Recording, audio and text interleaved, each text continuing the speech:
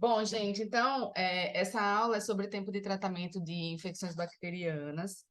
É uma aula até que, quando eu dei no curso do ano passado, eu falei que eu tenho falado desse tema aí faz uns 10 anos já, e a gente vê o quanto de publicação nova que vem aparecendo aí nesses últimos tempos, né? E aí, quando a gente fala de uso de antibiótico adequado, de antibiótico terapia adequada, a gente sempre tem que pensar na melhor droga para aquele paciente, na melhor dose e qual que é a duração ótima para ele, né? E isso faz parte aí de todo o programa de uso racional de antimicrobianos que tem sido promovido em todo o mundo. E quando a gente fala sobre duração ótima de um tratamento com antimicrobianos, a gente sempre tem aqueles números cabalísticos, né? Que existem várias teorias aí de onde eles vêm, mas o fato é que a gente acaba fazendo durações específicas, né? Ou são 5, ou são 7, ou são 10, ou são 14, ou são múltiplos de 7 desde então, né? Parece que se a gente fizer 13 dias de antibiótico em vez de 14, o paciente vai acontecer alguma coisa muito grave com o paciente. E, na verdade, isso vem muito baseado na definição de semana mesmo, né, desde o Constantino, e algumas outras histórias anedóticas aí de que alguns médicos passavam uma vez por semana para ver o paciente, e aí, depois de uma semana que eles iam realmente reavaliar a duração do antibiótico e tudo mais. Fato é que não tem, assim, agora sim, a gente tem vários trabalhos, mas não, a gente não tinha isso definido, que precisava ser feito tantos dias de antibiótico para tratar tais infecções, né? E aí, quando a gente fala de duração de antibiótico terapia, a gente sempre precisa pensar no equilíbrio para aquele paciente. Então, a gente precisa fazer uma duração mínima, de modo a diminuir efeitos adversos, diminuir tempo de internação, diminuir custo, aumentar a adesão do paciente, que a gente sabe que quanto mais longo o tratamento, menor a adesão, e tentar diminuir resistência bacteriana, né? Quanto menos pressão seletiva a gente fizer naquele ambiente, melhor. Por outro lado, a gente tem que fazer um tratamento longo o suficiente para evitar que haja falha clínica ou recidiva daquela infecção. Então, é sempre essa balança que a gente tem que julgar aí para poder fazer um tratamento, uma duração de tratamento adequada de antibiótico. E quando a gente fala quais são as evidências, né, e isso é o que eu tenho falado aí ao longo dos anos, a gente tem aumentado muito a quantidade de publicações a respeito desse tema. No PubMed ontem aí já eram mais de 25 mil artigos publicados a respeito desse tema, mais de 1.000 só em 2023. Então, é um tema que tem sido bastante estudado, né? Quando a gente vê essas tem algumas pesquisas de ciência da implementação, né, que eles avaliam qualitativamente o padrão de prescrição dos antimicrobianos. Muitos médicos ainda respondem que não tem evidência suficiente para fazer uma duração curta de tratamento. Quando, na verdade, a gente tem uma série de evidências em alguns tipos de infecções que já respaldam a gente para fazer tratamento curto, né? Então, eu trouxe aqui para vocês o que eu considero ser os principais sítios de infecção aí estudados que a gente pode conversar sobre tratamento curto, né? Apesar de algumas evidências serem maiores em alguns sítios e menores em outros, como a gente vai ver. Então, a gente vai falar um pouquinho de pneumonia, né? Tanto a comunitária quanto associada à ventilação mecânica, bacteremia em gram-negativos, que eu acho que é um tema interessante, e que aqui no HC a gente tem bastante, né?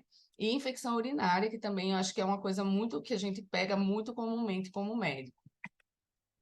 Então, falando um pouquinho de duração de antibiótico na pneumonia comunitária, assim, de longe, a pneumonia comunitária é o assunto mais estudado dentro desse tema. A gente já tem aí os últimos guidelines, né? A gente tem o guideline europeu, o guideline da Inglaterra, o próprio guideline brasileiro e o IDSA já falando de tempos de tratamento curto em pneumonia comunitária. Então, o europeu, lá de 2011, fala em tratar não mais que 8 dias. E os últimos guidelines aí que a gente vê, de 2014 até 2019, a gente vê aí uma recomendação em torno de 5 dias de tratamento, né, para quadros leves. Então, hoje, quando a gente fala de quadro leve de pneumonia, já tem muito respaldo na literatura para a gente usar 5 dias de tratamento.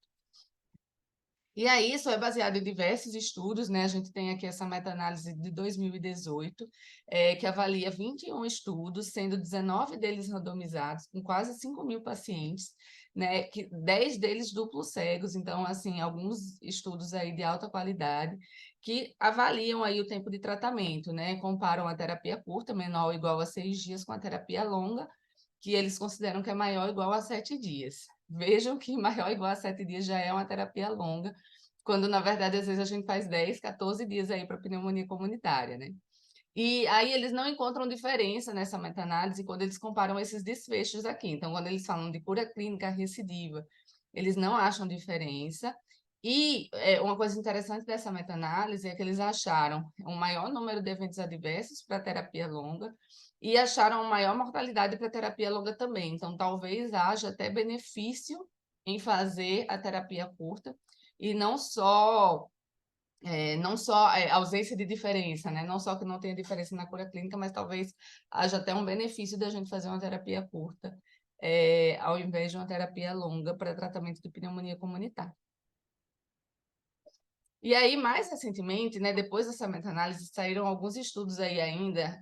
Tem esse estudo do Lancet em 2021, que eles avaliam um tempo de tratamento de 3 dias somente para tratamento de pneumonia comunitária, né, em pacientes não críticos. Então, aqui vai até pneumonia moderada, tá? E aqui não inclui pneumonia grave. É um estudo randomizado duplo cego de 16 centros na França, em pacientes com necessidade de internação.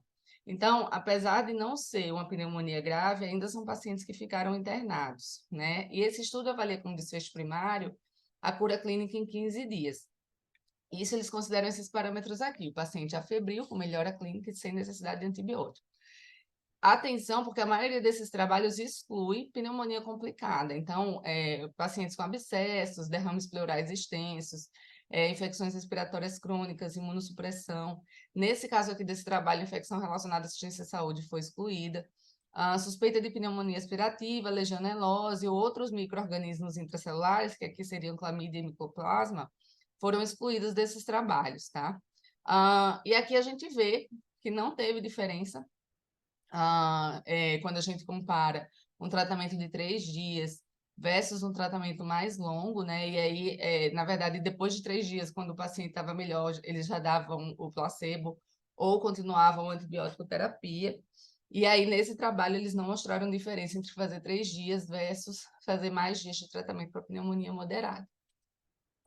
Esse outro trabalho aqui é um estudo em crianças, aí saiu no JAMA também em 2021.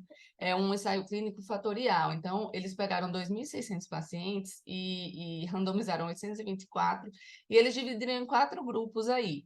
Então, um grupo fazia amoxicilina terapia curta, o outro grupo, a mesma dose de amoxicilina terapia longa, que aqui eram 7 dias, e aí, o outro grupo, eles fizeram uma dose maior de amoxicilina, e aí também, terapia curta versus terapia longa, né? E esse estudo foi feito em 29 hospitais, da Inglaterra e da Irlanda, e com crianças maior que 6 meses, entre 6 e 24 quilos. Então, é um estudo na população infantil, sendo desfecho indicação de tratamento com antibiótico em 28 dias.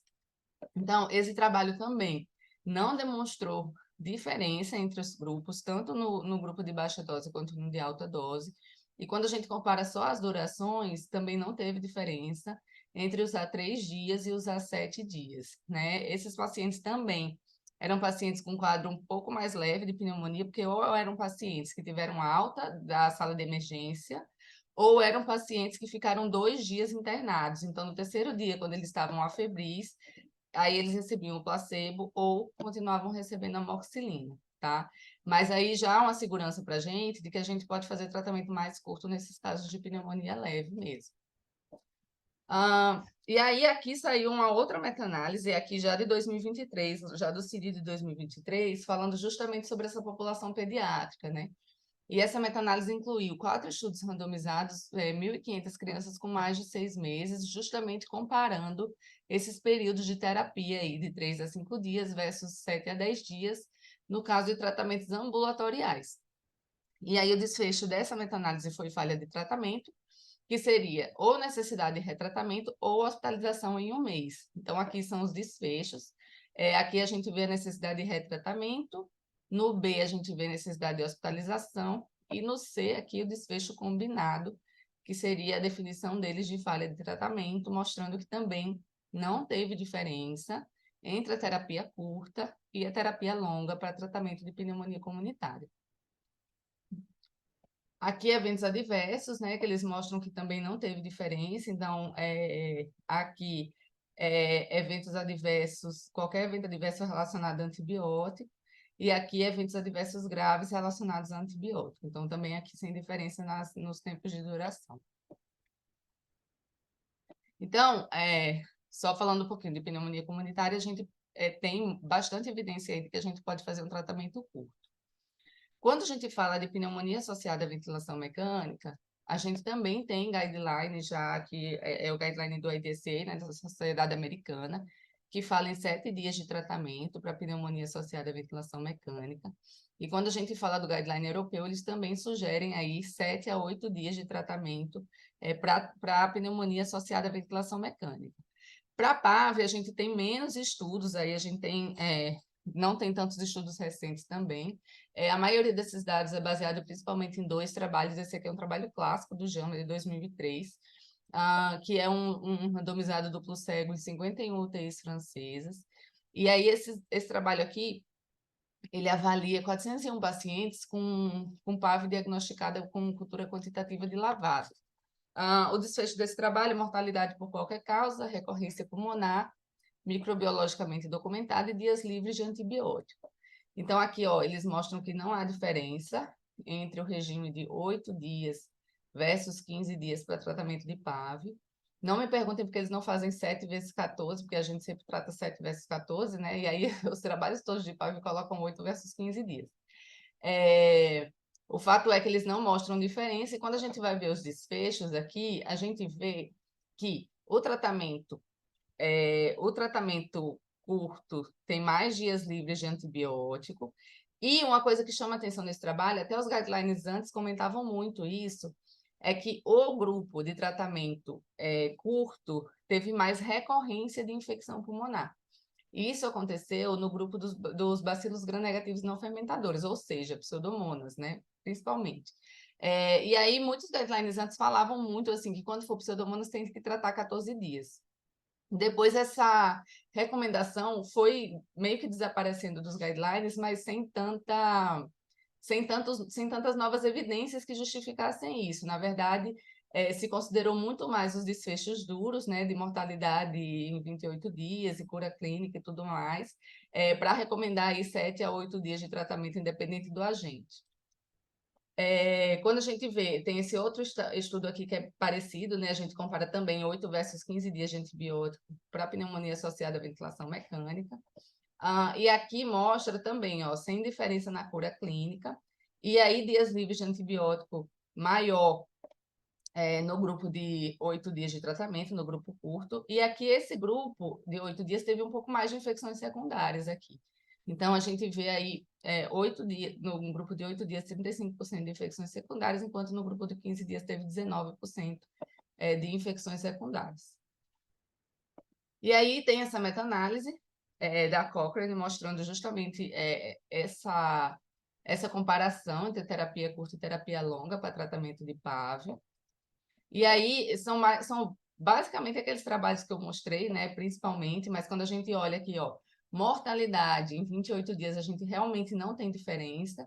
E aqui eles mostram por agente, ó. Aqui são no número 1 são os gram-negativos não fermentadores.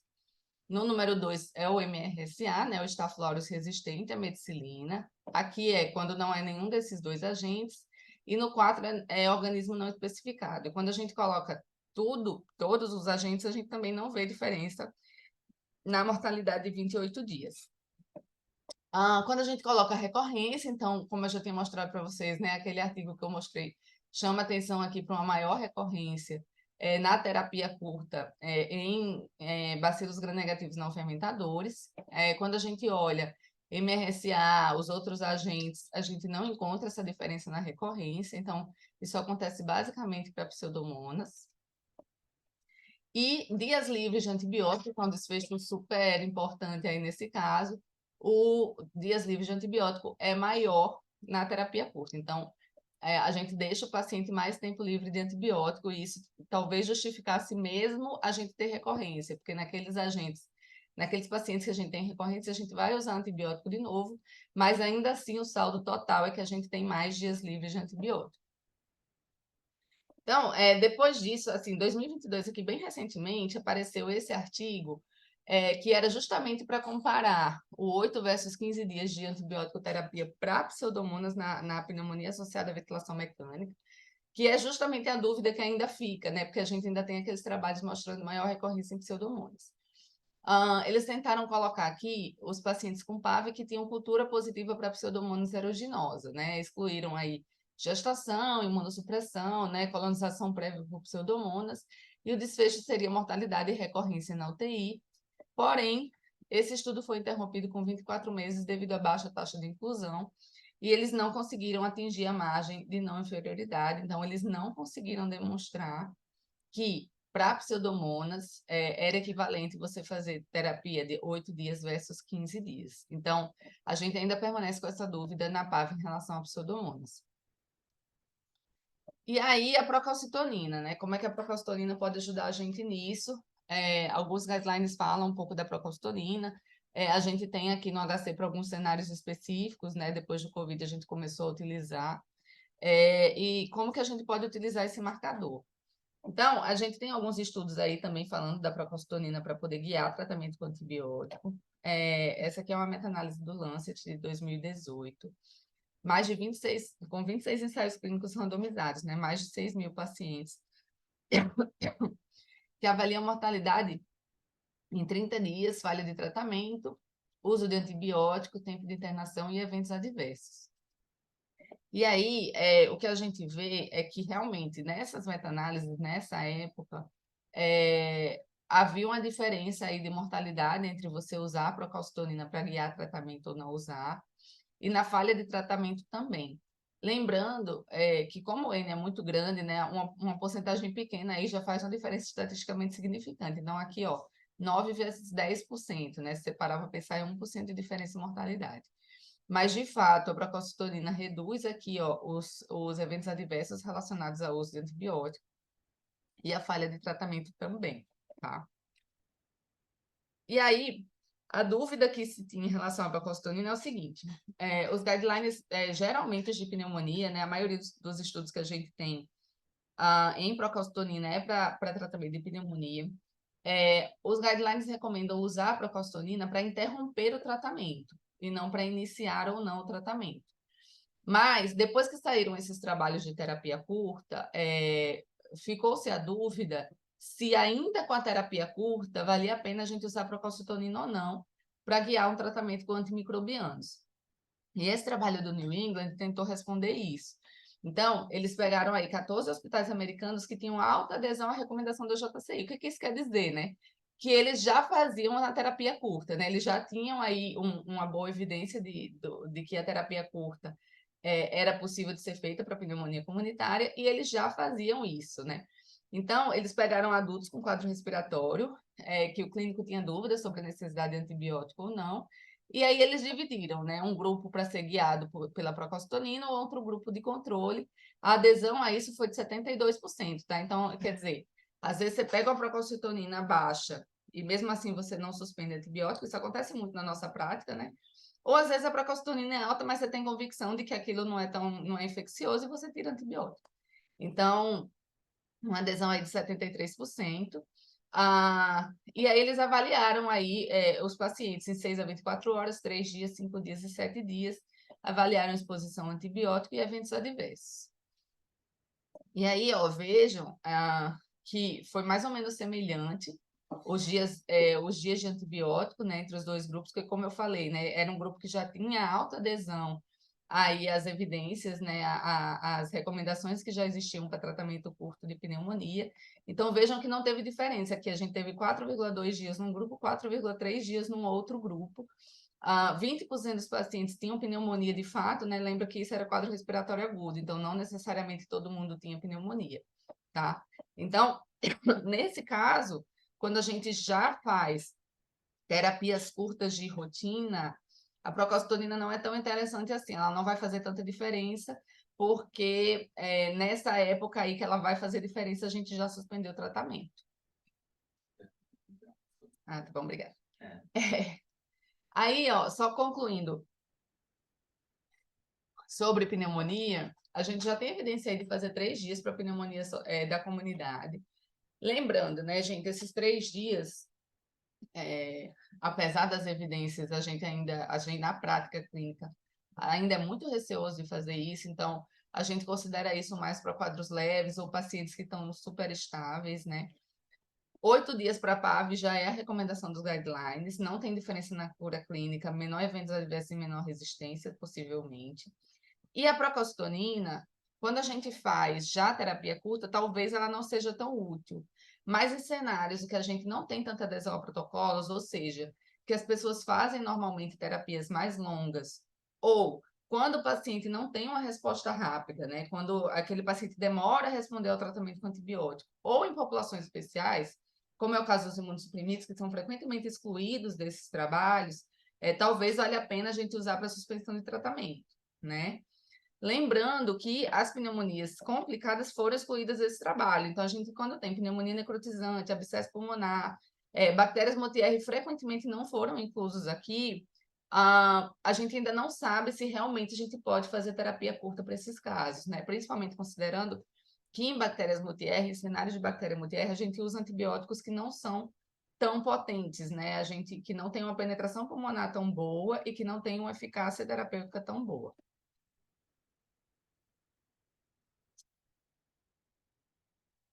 Então, isso foi pneumonia, que é de longe o tópico mais estudado nesse aspecto. Vou falar um pouquinho agora da duração de antibióticos na bacteremia por gram-negativos. E aí, de bacteremia por gram-negativo, a gente está aí com uma defasagem em relação ao guideline americano ainda, que é de 2009, que recomenda 7 a 14 dias para tratamento. E aqui eu falo de infecção de corrente sanguínea associada a catéter.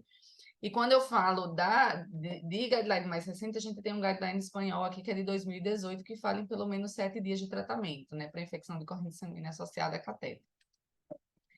E quando a gente olha os trabalhos, a gente não tem tanto trabalho só de infecção de corrente sanguínea associada a catéter, a gente tem mais trabalhos de bacteremia por gram-negativos de maneira geral. Então, esse trabalho aqui, ó, é uma corte retrospectiva dos Estados Unidos que compara 7 a 10 dias versus 10 dias de tratamento em bacteremia para gram-negativo. E aí eles pegam as bacteremias não complicadas, né? Ausência de mortalidade intra-hospitalar, hospitalização menor que 14 dias, ausência de abscesso intraabdominal ou pélvico. 69% dessas bacteremias era foco urinário, que é o que a gente costuma ver mesmo, né? Grande parte das hemoculturas positivas por gram-negativo que nós vemos são de foco urinário mesmo. E o desfecho primário aqui foi falha terapêutica. Eles avaliaram recorrência também de infecção de corrente sanguínea ou em outro sítio pelo mesmo patógeno. E aí, esse trabalho aqui mostra que a terapia de 7 a 10 dias, na verdade, foi um fator de risco para falha de tratamento. Então, quando a gente olha essa corte especificamente, a gente não consegue dizer que 7 a 10 dias é equivalente a maior que 10 dias de tratamento. Uma coisa que eles acharam que era interessante aqui nesse trabalho é que o que foi fator protetor foi fazer ou terapia endovenosa, na bacteremia por gram-negativo, ou uma terapia oral altamente biodisponível. O que quer dizer isso? É um antibiótico que tem alta biodisponibilidade oral, e aqui era o caso a levofloxacina, tá? Que tem 99% de biodisponibilidade. Então, isso que foi associado a menos falha de tratamento, ao invés do tempo de tratamento. Fazia mais diferença você fazer um antibiótico ou endovenoso ou uma terapia oral altamente disponível. E o principal agente aqui era E. coli, como a gente imaginou, porque 70% era de foco urinário. Aí a gente tem um outro estudo retrospectivo também, de 385 pacientes, que também tenta comparar mais ou menos a mesma duração, né? 6 a 10 dias versus 11 a 16, só que aqui era menos foco urinário, ó, 30% foco urinário e 30% dessa população tinha imunodepressão. E aqui eles avaliaram mortalidade em 30 dias após tratamento, Então, aqui vejam que é diferente, né? O outro avaliou cura clínica, falha de tratamento, esse aqui avaliou mortalidade. E aqui, eles não encontraram diferença para terapia curta versus terapia longa quando eles olham mortalidade. É essa primeira linha aqui, tá? O que eles acharam de diferença foi o trato urinário como sítio, né, como sítio da infecção, o Pitbacteriemia Score, que é um score de gravidade da bacteremia, e doença hepática avançada como fatores de risco. Aqui, diferente do outro trabalho, né, a infecção do trato urinário foi fator protetor para mortalidade. Então, não acharam diferença entre recorrência, aparecimento de Clostridium ou bactérias multidroga resistentes. Então, até então, a gente tinha esses dois trabalhos aí que eram discrepantes, né? Em relação a você fazer tratamento curto para bacteremia por gram negativo. E aí, agora, mais recente, apareceram dois trabalhos.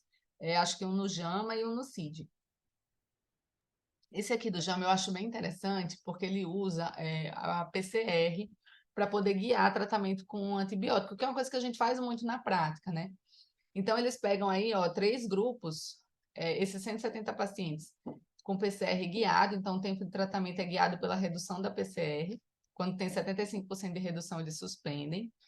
Um grupo eles colocam 7 dias de tratamento e um grupo eles colocam 14 dias de tratamento.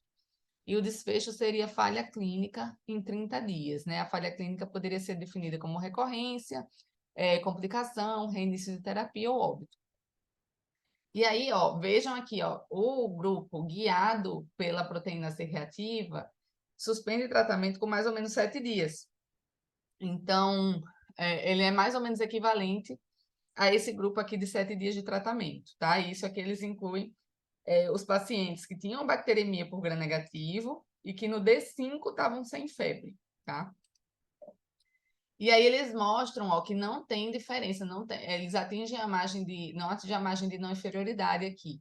Então, quando eles colocam o grupo guiado por PCR versus 14 dias, não tem diferença, e 7 versus 14 dias também não tem diferença. Então, esse é um estudo aqui que é melhor, né, que é melhor do que os outros dois em termos metodológicos, porque é um ensaio clínico randomizado, mostrando que não tem diferença entre você fazer tratamento por 7 ou 14 dias para bacteremias por gram negativo, ainda tendo essa opção de usar a PCR aqui para guiar o seu tempo de tratamento. E esse aqui também é um estudo parecido, só que ele não pega PCR, ele compara 7 versus 14 dias, para bacteremias não complicadas também, um estudo randomizado que saiu no CID agora em 2019. E aí, também, ó, vários sítios, infecção do trato urinário, respiratório, abdominal, corrente sanguínea. 70% aqui, ó, 68% eram infecções do trato urinário, 90% enterobactérias, que é o que a gente costuma ver mesmo na prática, né? E aí, a mesma coisa, ó, paciente com BGN estava hemodinamicamente afebril no D7 há pelo menos 48 horas, e aí eles dividem, né? Uma parte para fazer 7 dias, outra parte para fazer 14 dias, e o desfecho primário era mortalidade, falha clínica ou readmissão. Esse trabalho também não mostrou diferença entre o tratamento curto versus o tratamento longo, né? Quando a gente fala da margem de inferioridade aqui de 10%, que vai até 5%. Então, mostrando também que a gente pode ter uma certa segurança no caso de bacteremia não complicada, para poder fazer um tratamento mais curto, tá? Então, a conclusão aqui, que o tratamento de bacteremia por gram negativo a gente pode considerar 7 dias, desde que o paciente esteja febril e estável no D7. Imunodeprimida, a gente precisa de mais estudos ainda, a gente tem esse estudo Balance aqui que está em andamento, e esse estudo vai ser interessante porque vai ser só com pacientes críticos, então ele vai dar um pouquinho mais de resposta para a gente em relação aos pacientes mais graves, tá? E aí, por último, eu vou falar um pouquinho de infecção do trato urinário. Infecção do trato urinário, a gente também tem uma série de trabalhos, aí acho que tem mais de 20 estudos randomizados.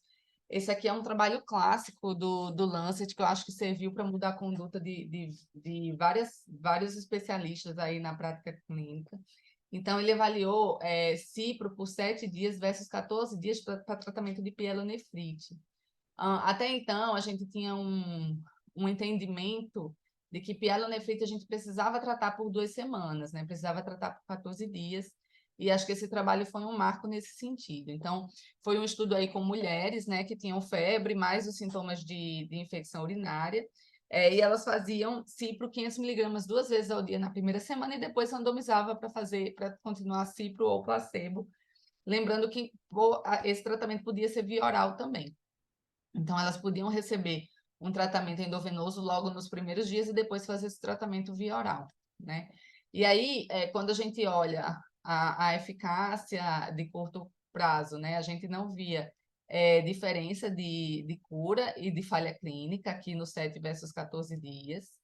E aí, quando a gente olhava lá para o D20, aqui é no D14, né? Quando a gente olhava até o D63, a gente também não via diferença entre 7 e 14 dias para tratamento de pielonefrite.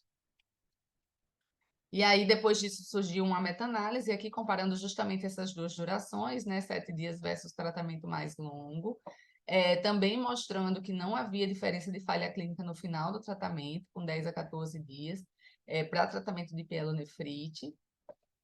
E aqui também mostrando que não havia diferença na falha clínica no final do segmento, que acontecia de 22 a 63 dias nos trabalhos. Tá?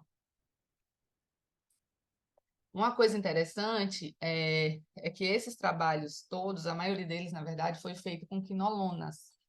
E aí a gente sabe que quinolonas são drogas que penetram muito bem no trato urinário, né? Então, saiu uma revisão depois no New England, até falando que, recomendando esses 7 dias de tratamento aqui para as quinolonas. Então, ó, quando a gente fala de cipro, 7 dias e de levo, 5 dias aí para tratamento de pielonefrite. Mas quando a gente usa drogas de outras classes, ó, como a gente não tem evidência suficiente, os autores mantêm aqui a recomendação de 10 a 14 dias para tratamento desses pacientes, tá? E aí, aqui apareceu um trabalho em crianças, né? A gente tinha mais trabalhos em adultos, principalmente em mulheres jovens. Aqui a gente tem um trabalho retrospectivo em crianças, que também compara um curso curto com um curso longo, 6 a 9 dias versus mais que 10 dias, vendo como desfecho também falha clínica em 30 dias, e um desfecho secundário de MDR na urina, né?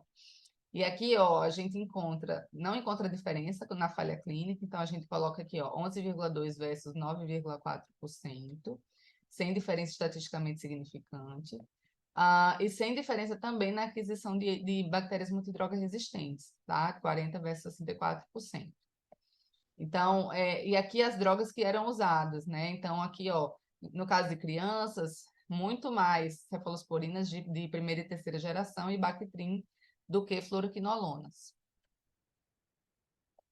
E esse trabalho é um trabalho mais recente que tenta fazer uma meta-análise aí dos vários estudos. Olha aqui, 61 ensaios clínicos randomizados para avaliação de infecção do trato urinário, mais de 20 mil mulheres com cistite não complicada.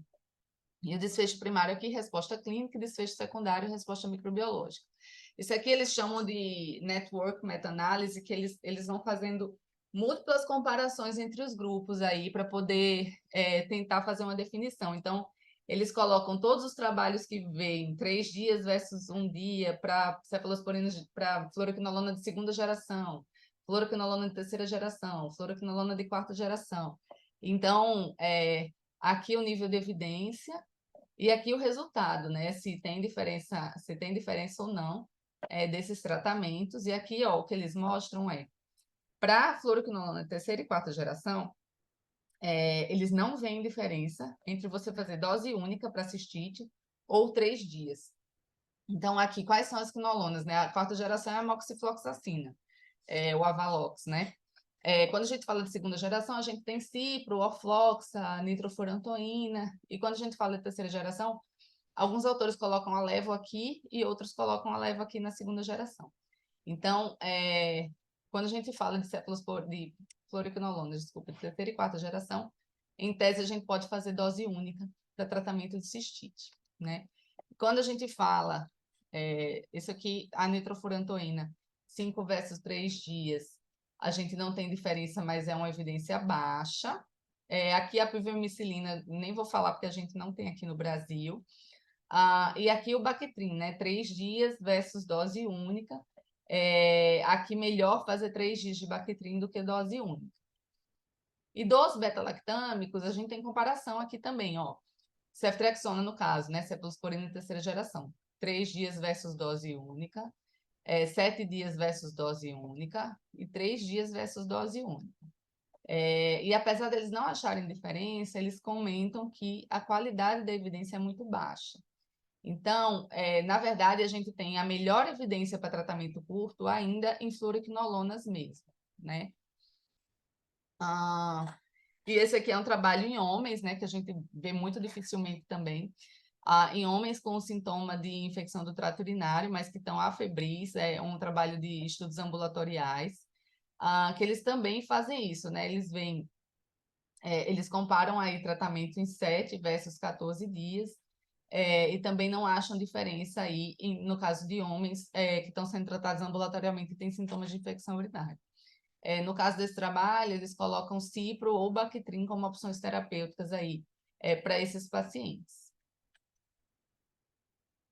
Então, só concluindo do que a gente viu de infecção do trato urinário, para a pielonefrite a gente pode considerar 7 dias, ainda com algum cuidado, né, para os organismos que não são sensíveis à quinolona, que a maioria dos estudos realmente considera o uso de quinolonas, e desde que não haja anormalidade urológica também, porque isso é um outro fator complicado que pode estender tempo de tratamento.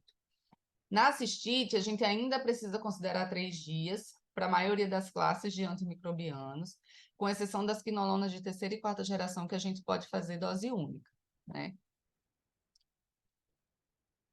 E aí eu sempre falo dessa frase que eu escutei uma vez numa reunião, da gente falando de tempo de antibiótico e tudo mais, e alguém falou isso, né? Cautela e canja de galinha nunca fizeram mal a ninguém. E a pessoa colocou antibiótico nessa frase, né? Antibiótico e canja de galinha nunca fizeram mal a ninguém. E eu sempre gosto de lembrar que antibiótico não é canja. A gente tem aí vários estudos já mostrando todos os eventos adversos e todas as complicações do uso de antibiótico. Esse aqui é um trabalho que mostra, que vê pacientes internados aí, principalmente com pneumonias, e ele mostra o risco de evento adverso aumentando em 5% para cada dia de uso a mais de antibiótico que eu faço no paciente. Então, é uma coisa que a gente, como médico, vê muito pouco, né? Assim, acho que a gente valoriza muito pouco o evento adverso que o paciente tem com o uso de antibiótico, a gente valoriza muito mais o paciente que recidivou, que teve falha clínica, porque a gente tirou o antibiótico antes do tempo, né? E não o contrário. E acho que fico alerta aí para a gente sempre lembrar disso, né? Quando o paciente está usando antibiótico, a gente sempre avaliar se a gente tem que estender tratamento, o quanto que a gente está prejudicando o paciente por causa disso, sempre pesar esse risco-benefício. Então, afinal, menos é mais? A maioria dos estudos mostra que sim, que o tratamento curto é melhor que o tratamento longo, mas a maior parte dos estudos ainda é com pacientes com quadros leves ou moderados que respondem muito rápido. O controle de foco é essencial, então não adianta a gente ter um paciente com abscesso e querer fazer um tratamento de 5 dias sem fazer drenagem desse abscesso.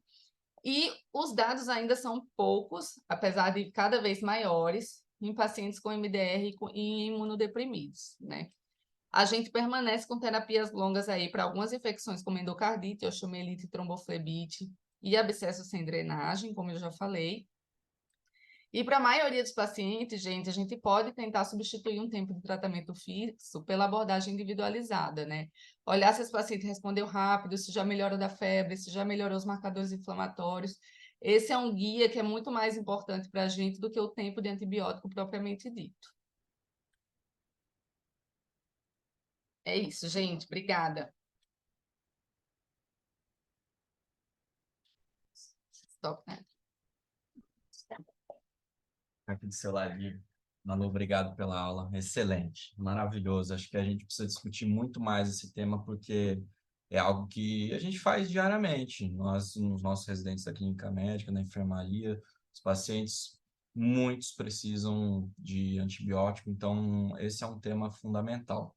Eu queria te fazer uma pergunta, porque a gente sempre pensa em tempo de internação, e depois eu vou abrir para os nossos residentes. Por exemplo, eu estou com uma paciente que não tem grandes comorbidades, está internado por uma pielonefrite. É claro que você comentou sobre alguns pontos, mas eu queria que a gente discutisse especificamente sobre isso. Que ponto que a gente consegue transicionar um antibiótico de EV para VO? Uma pielonefrite sem complicação, sem abscesso, basicamente isso. Assim, de maneira geral, a gente tendo, para pielonefrite, por exemplo, né, a gente tendo a bactéria na mão e a gente tendo o paciente estável, ou seja, ele já está sem febre, ele está se alimentando bem, né, ele tem tolerância à medicação, a gente consegue completar o tratamento oral. O que dá mais segurança para a gente para fazer tratamento oral são as drogas que têm mais biodisponibilidade, né? Como é o caso das quinolonas. Então, a gente tem aí 90% para cipro, 99% para leve. Então, quinolona é uma coisa que eu fico muito tranquila em dar antibiótico oral. Quando não é assim, quando é beta-lactâmico, por exemplo, mesmo assim, né? Eu tendo a bactéria na mão, eu tendo pelo menos 72 horas aí de terapia otimizada, se o paciente estiver estável, caindo o marcador inflamatório, a gente consegue transicionar para oral sim. Legal, legal. E outro ponto é o que você comentou sobre controle de foco, né? Por exemplo, se eu tenho um paciente com, vamos supor, um abscesso de pessoas, eu preciso fazer a drenagem daquele foco, pensando que naquele caso dá. Uma dúvida que os residentes sempre têm é qual vai ser o dia que eu vou considerar de D0, D1 para aquele paciente em específico. Quando a gente tem abscessos, a literatura fala em 4 a 6 semanas de tratamento, né? Então, abscesso hepático, abscesso de pessoas e tudo. Mas normalmente esses dados vêm de focos que a gente não drenou adequadamente. Então, o que eu acho, né, o que, né, na infecto aqui de maneira geral, o que a gente considera, quando faz a drenagem é o D0, realmente, assim, a gente começa a contar a partir, que começou a tratar a partir dali, a partir do momento que drenou, mas talvez esse paciente não precise de 4 semanas ou 6 semanas, justamente porque ele está drenado. Então, o tempo de tratamento, apesar da gente definir assim, no mínimo vai ser umas 2 semanas mesmo, né, que ele tem um abscesso, talvez depois disso a gente consiga fazer um acompanhamento de como que está o paciente, quanto que está drenando, se ele está febril, se melhorou o marcador, enfim. Mas o fato é que o ideal é que a gente conte o D0 realmente a partir da drenagem, porque é a partir do momento, é a partir da drenagem que o paciente foi realmente tratado, né? Perfeito. Acho que esse é um ponto fundamental. Queria abrir agora para perguntas dos residentes. Alguém teria algum, pessoal? Acho que tem. Eu tenho uma pergunta, Fer. Pode dizer. Ah, bom, o Lucas tem uma pergunta antes, não sei se vocês querem responder a dele.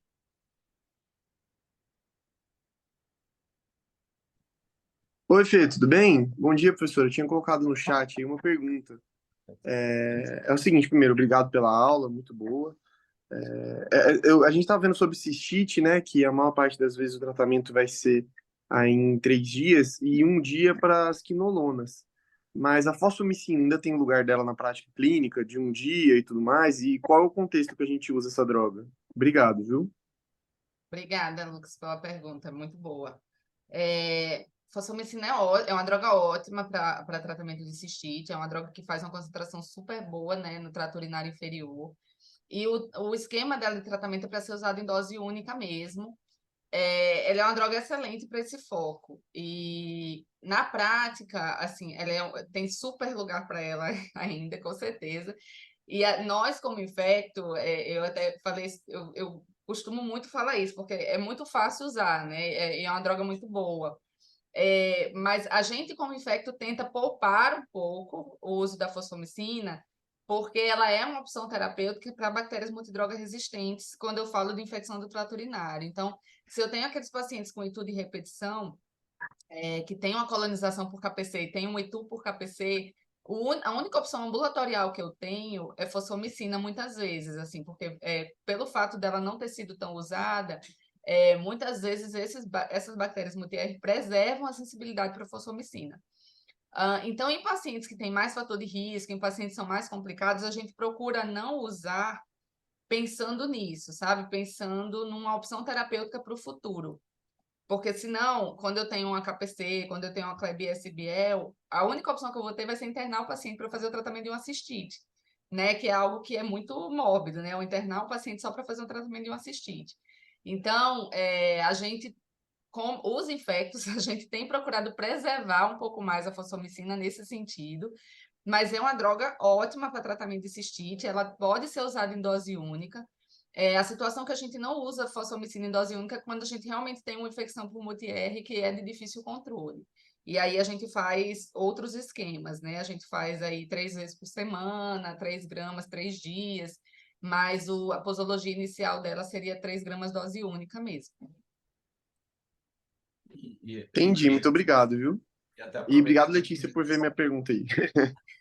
E aproveitar também, porque tem alguns esquemas, acredito que sejam off-label, de fazer 3 dias de fosfomicina. Comente um pouquinho sobre. Então, esses 3 dias de fosfomicina que a gente faz, normalmente, né, ou são para pacientes mais complicados, ou seja, que eles têm alguma anormalidade urológica, e aí são infecções, assim, tem duplo J, né, são urinas mais difíceis de esterilizar. Isso é bem empírico mesmo, tá, gente? Não tem assim, eu não vou ter um estudo para dizer assim, não, neste caso aqui eu preciso usar 3 dias de fosfomicina. Ou quando eu tenho uma infecção por MUTI-R, que assim, eu não tenho muita opção terapêutica ali, é uma infecção do trato urinário, mas eu já tenho algum sinal sistêmico, por exemplo, né? Então a gente pode tentar fazer, sabendo que ela não é boa assim para tratamento de infecção do trato urinário alto, mas a gente tenta fazer e tenta fazer uma dose maior. Então, normalmente é nesse contexto que a gente faz fosfomicina 3 dias, sabe? Normalmente não, assim, não realmente a recomendação de bula não vai ser essa, a gente não vai achar isso é bem empírico realmente. Legal, obrigado. Letícia? Oi, tudo bem, doutora? Obrigada pela aula. Em primeiro lugar, foi bem esclarecedora.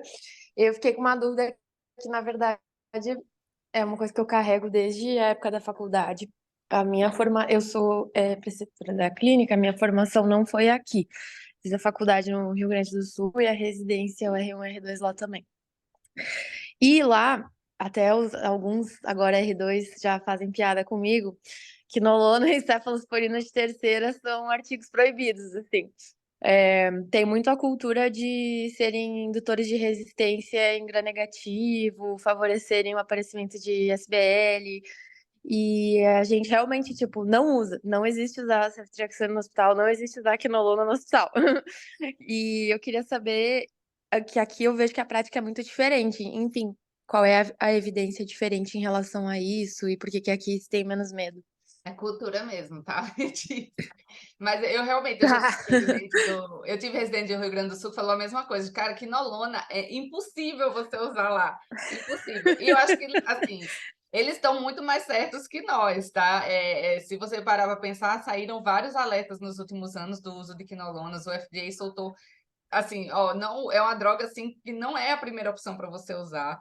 Primeiro, porque realmente ela induz muita resistência. Segundo, por causa do evento adverso. A gente tem evento adverso cardiovascular, a gente tem tendinopatia. Então, assim, demência, né? Tipo, confusão mental, delírio, enfim. A gente realmente são drogas que têm muitos eventos adversos, que induzem muito resistência bacteriana. Fato é que quando a gente vê as infecções de trato urinário já tem aí mais de 30% de resistência à quinolona. Então, o ideal é que a gente use pouco mesmo, assim. O ideal é que a gente use como última linha e não como primeira linha, como a gente tem usado aí ao longo do tempo, né? Meu doutorado foi, assim, a gente avaliou nos últimos 10 anos, aí depois daquela lei que fez a restrição de receita médica de antibiótico, o que que aconteceu? E a gente viu que diminuiu o uso de amoxicilina e Bactrim, que são drogas que normalmente você pega mesmo no balcão da farmácia, e aumentou o uso de quinolonas e azitromicina ao longo desse tempo. E aí, por que aumentou o uso de quinolonas? Provavelmente porque o médico prescreve muito, a gente gosta muito de usar, porque são drogas que têm fácil posologia, tem um bom espectro, né? Então, é muito fácil prescrever quinolona para infecção urinária. A pessoa está com cistite, eu ponho lá um cipro. É muito cômodo, né? Quase automático, né? É quase automático. Então, assim, o certo é sim restringir o uso de quinolonas, né? Para cefalosporinas de terceira geração, existe também, claro, a indução de resistência, principalmente para ISBL, mas isso depende muito do perfil do serviço. Então, assim, no caso do HC, pela prevalência de agentes resistentes que a gente tem, é muito difícil a gente não usar cefalosporinas de terceira geração, né? Então, eu acho que isso aí vai depender muito mais do perfil de sensibilidade de cada local, né? Das opções terapêuticas que podem ser usadas, ao invés ou de ser de cultura mesmo, né? Ou de ter uma evidência científica específica para usar ou não. Mas fato é que quinolona tem que ser uma droga que tem que ser restrita mesmo, assim. E acho que o Rio Grande do Sul está fazendo isso muito melhor que nós. Parabéns. Era meio chocante, mas agora já tô acostumada. Obrigada. Alguém tem mais alguma pergunta, pessoal?